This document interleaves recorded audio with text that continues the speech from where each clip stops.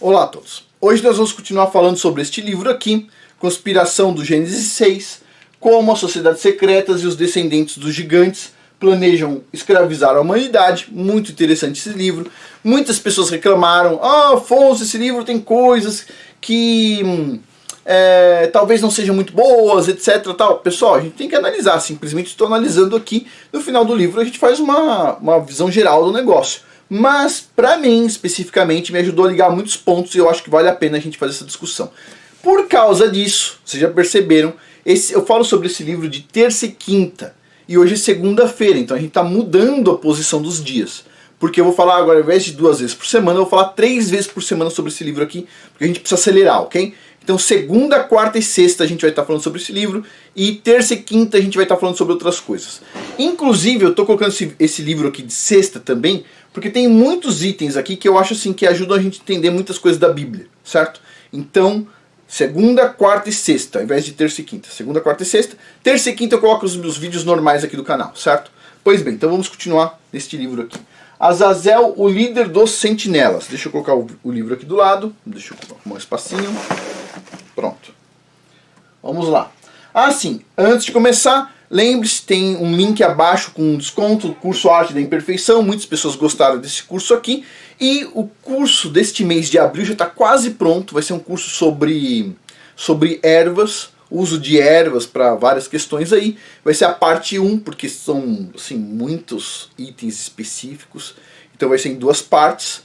E no mês que vem eu não vou colocar a parte 2 ainda, tá? Vou colocar a parte 1 agora e no mês que vem a gente reveza para não ficar sempre um assunto só. Porque o pessoal que está na área de membros custa $7 por mês. Assim, o pessoal não fica enjoado com o assunto só porque às vezes a pessoa não gosta de um assunto, né? Então tem que ir por doses homeopáticas, né? Mas o curso desse mês vai ser sobre ervas medicinais. E depois no próximo mês a gente muda um pouquinho. E depois mais pra frente a gente volta na parte 2, ok? Pois bem, quem se interessar pela área de membros, link abaixo. Vale a pena, custa $7 por mês, você tem acesso a uma penca de curso, certo? E todo mês tem um curso novo ainda por cima. É um investimento que você está fazendo assim em você mesmo, ao invés de assistir televisão, que é uma coisa assim, acaba com você, certo? Pois bem, vamos lá, continuando aqui. Azazel, líder dos sentinelas. No início, os anjos serafins mantiveram os olhos na humanidade.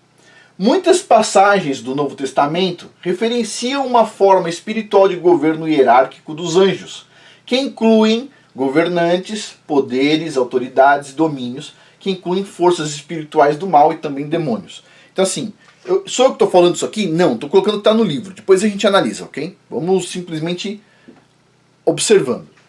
Bom, de acordo com a Enciclopédia Americana, a hierarquia angélica é: primeiro vem anjos, na parte mais baixa, depois arcanjos, depois principados, depois domínios, depois virtudes, depois poderes, tronos, querubins e serafins no topo. De novo, isso aqui não é o que eu estou falando, isso aqui é o que está na Enciclopédia Americana, ok? Simplesmente é o que eles estão colocando lá. Se isso aqui está correto ou não, eu estou simplesmente colocando o que está na Enciclopédia Americana, ok? Enoque identificou os serafins como sendo sentinelas. Abre aspas, vai e fale com sentinelas nos céus. Né? A parte lá do livro de Enoque. Com relação aos serafins, Enoque testemunhou uma ordem específica, que são os Grigori. Tem uma ordem dentro dos serafins que se chama Grigori. Okay? De acordo com Gonzales Wipper, Grigori significa sentinelas. Certo? Foram os anjos que se rebelaram no céu e pecaram com as filhas de Caim. Essa parte específica dos Grigori, uma parte dos Grigori. Ok, ele está contando aqui. Alguns grupos os chamam de máfia celestial, que governou a Terra naquele tempo. Em outras fontes, eles foram lembrados com aparência de víbora ou de serpente, exatamente como a sua prole, os Néfilins. Né? E aqui está quem? Os monges gregorianos. Sabe de onde vem gregoriano? Tá vendo? Essa foto ilustrativa aqui, eles não parecem bonzinhos? Parecem, né? São esses caras aqui que traduziram a Bíblia pra gente. É super confiável, super, certo? Então assim, quando a gente encontra um texto melhor, por exemplo aqui, ó, um estudo melhor, por exemplo, esse aqui é a Bíblia Restauração das Escrituras. é um estudo melhor do que o comum, certo? Tem muitas coisas aqui que estão recuperadas. O pessoal está restaurando as escrituras. Está restaurando por quê? Precisava ser restaurado? Porque alguém andou trocando umas letras, né? Trocando umas coisinhas aí dentro da escritura. Umas pequenas coisinhas, né? O pessoal é mestre em gramática, né? Lembre-se, gramática é uma das ciências sagradas lá. O pessoal é mestre, só troca uma letrinha aqui e muda todo o contexto. O pessoal super confiável. Sim, tranquilo. Adivinha, os gregorianos, os monges. Muito interessante. Vamos lá, continuando. Na Bíblia de Estudos, a versão internacional, NIV Red, em Isaías 6.2 aparece uma nota de rodapé na palavra serafim, referindo-se a uma serpente venenosa. Vamos pegar aqui a passagem de Isaías, capítulo 6, versículo 2. Em torno dele posicionavam-se serafins, cada um deles tinha 6 asas, com 2 cobriam o rosto, com 2 cobriam os pés, e com 2 voavam. Então tem os serafins. E nessa nota aqui que o pessoal coloca serafins como que? Referindo-se a uma serpente venenosa. Vamos dar uma olhada. Em Isaías, capítulo 14, versículo 29, nós temos o seguinte, ó. Não te alegres, ó Filisteia, toda por ter sido quebrada a vara do castigo que te feria. Portanto, da raiz da cobra, brotará uma víbora. Da raiz da cobra brotará uma víbora. E o seu fruto será uma serpente veloz. Uma serpente veloz. Marca aí na cabeça. Serpente veloz. Ok. Aí, ó, em Isaías 14, 29, a gente acabou de ler. E capítulo 30, versículo 6. Vamos ler rapidinho aqui também, ó. Oráculo contra os animais do Negueb. Atravessando uma terra hostil e de aflições, com muitas leões famintas e com um leão rugidor, terra repleta de víboras e serpentes velozes. Ok, de novo. Então, olha só. De novo, voltando aqui para o livro. Em Isaías, nesses 2 trechos, tem o trecho, ó, serpentes velozes. Vocês perceberam? Serpente veloz. Que a palavra serpente vem do Strong 8314. O Strong é o significado de cada palavra que tem na Bíblia. Então, se você pegar essa palavra 8314, a raiz para a palavra serpente é seraf. Seraf, que vem de serafim. E a palavra velozes vem do Strong 5774, que é up, que significa lançado, atirado como um dardo. Atirado como um dardo, ok? Pois bem. Então veja bem que interessante, né? Uma coisa, né? Você tem uma serpente, que vem de seraf, ok? E você tem um dardo envenenado. Olha que interessante isso, né? Pois bem, continuando aqui. Ou seja, a escritura também relaciona serafins com víboras. Assim como no trecho de Números, capítulo 21, versículo 6. Então vamos ver. Ó. Então Yahweh mandou entre o povo serpentes abrasadoras, que os mordiam e morreu muita gente de Israel. Bom, o que significa? Por que abrasadora? De onde vem abrasadora? Uma serpente, por que abrasadora? O que significa? Vamos ver. Strong para abrasadoras. 83:14. Ó, serpentes, depois vem saraf, de novo. E saraf vem da origem, da onde? De serafim. Será que o Criador mandou cobras ou mandou serafins? É uma pergunta aqui, vamos questionar um pouquinho. No Alcorão, também tem uma nota que diz que os gênios são feitos de fogo sem fumaça, assim como mensageiros possuindo 2, 3 ou 4 pares de asas. Bom, os sentinelas são referidos em Deuteronômio alternativamente como arcano, que são forças celestiais hostis. Williams Barstone define arcano como um dos governantes do mundo. E no livro O Retorno dos Anjos, define como os grandes príncipes celestiais que reinam sobre uma região particular da Terra, assim como Deuteronômio escreve. Ou seja, sabe aquela coisa de dividir o mundo em 10 reinos e não sei o que, etc. tal? Tem arcanos que cuidam de cada um, de alguns espaços da Terra. Achei interessante esse comentário também. Aí ele coloca aqui, arcanos foram governantes da eternidade que entregaram julgamentos poderosos. Ok.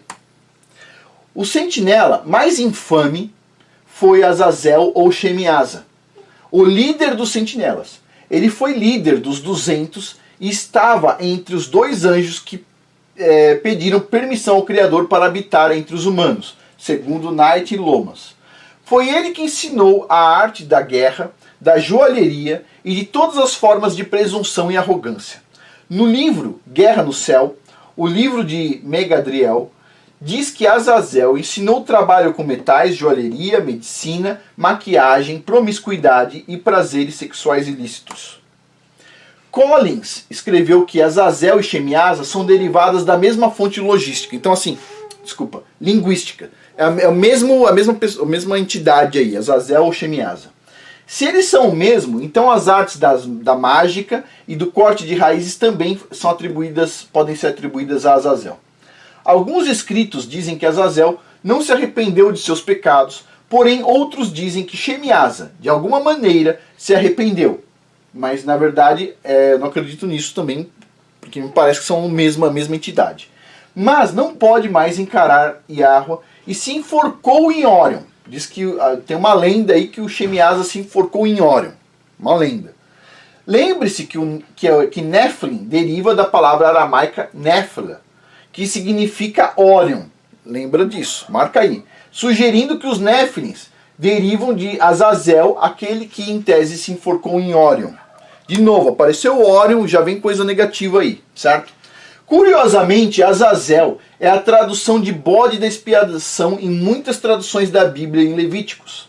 Na Access Bible tem uma nota no bode da expiação, abre parênteses aqui, Azazel, que é o nome de um iníquo demônio bode que habita lugares desolados. No caso do bode da expiação de Azazel, ele carrega os pecados e impurezas da congregação.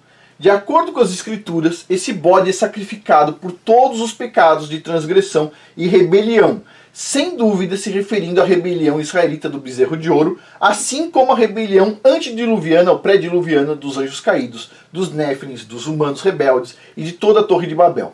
E essa lei do dia da expiação precede a lei de proibição do consumo de sangue, uma prática néfilim, ou seja, não é uma coincidência, tudo tem uma razão de ser na Bíblia, certo? Pois bem.